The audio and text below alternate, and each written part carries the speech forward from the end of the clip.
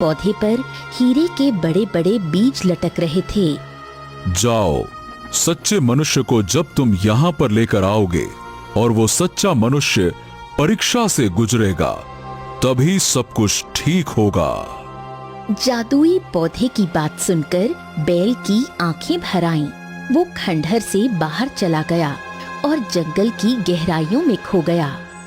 इस घटना के कुछ समय बाद केशव नगर के सुंदर घने जंगलों के बीच बिलासपुर गांव बसा हुआ था। वहाँ राम और बलराम नाम के दो भाई रहते थे। बलराम भैया, बलराम भैया, बलराम भैया, आपके पिताजी की तबीयत अचानक से बिगड़ गई है, जल्दी घर चलिए, चलिए। अरे ये क्या कह रहे हो तुम, चलो। बलराम अपने छोटे भाई राम के साथ दौड़ता हुआ घर जा पहुंचा। वहां उनके बूढ़े पिताजी चारपाई पर बैठे थे और पास ही वैद्य बैठे हुए थे। हाँ बलराम, तुम्हारे पिताजी के शरीर के अंदर बीमारी ने पूरी तरह से घर कर लिया है, जिसका कोई इलाज नहीं है। चलो भाई, राम राम। इतना कहकर वैद्य वहां से चला गया। देखो बलराम, मेरा अंतिम समय आ गया है। अब मैं ज्यादा दिन तक इस संसार में नहीं रह पाऊंगा। देखो बलराम, मुझे तुम पर भरोसा है। तुम ईमानदारी से सारी संपत्ति को आधा आधा हिस्सा अपने छोटे भाई से बातचीत करके बांट ले। इतना कहकर बलराम के बूढ़े पिता ने दम तोड़ दिया। कुछ देर बाद वो दोनों अपने पिता का अंतिम संस्कार कर घर लौट आए। कुछ समय बीत गया। एक दिन बलराम की पत्नी राधा, जो कि बहुत चतुर और तेज थी, बलराम से बोली, पिताजी को गए काफी समय हो गया है। मुझे लगता है कि अब तुम दोनों भाइयों को संपत्ति का बंटवारा कर देना चाहिए। बाहर से देखने पर बलराम बहुत अच्छा इंसान लगता था, लेकिन अंदर से उसमें भी चतुराई, लालच और मक्कारी कूट कूट कर भरी थी। कहे तो तुम सही रही हो। मैं तो हमेशा सही कहती हूँ। मेरी बात मानो, हमारा जो खेत है वो आधा बंजर है और आधा हरा भरा। हरा भरा खेत अपने हिस्से में रखना और बंजर खेत अपने छोटे भाई को दे देना।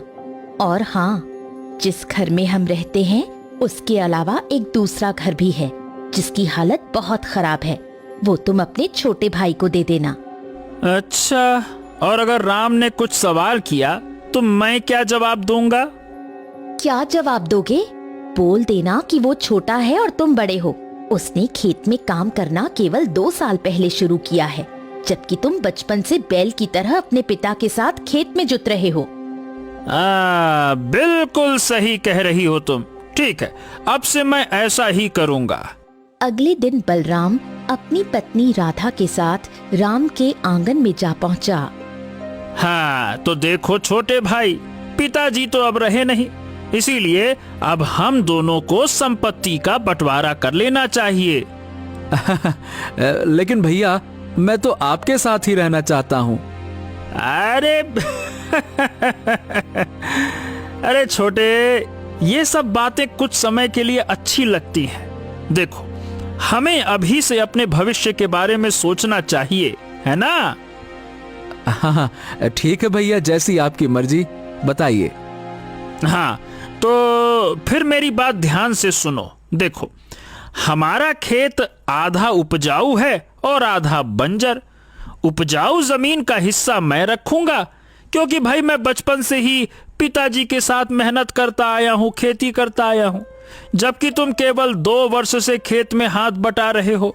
और हमारे 2 घर हैं, एक ये है और दूसरा घर।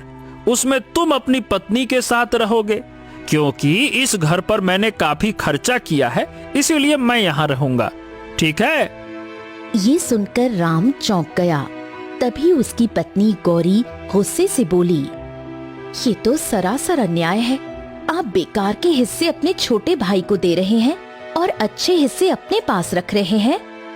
देखिए भैया, मेरी पत्नी गौरी सही कह रही है। खेत का आधा बंजर हिस्सा अगर आप मुझे दे देंगे तो मैं खेती किस पर करूंगा?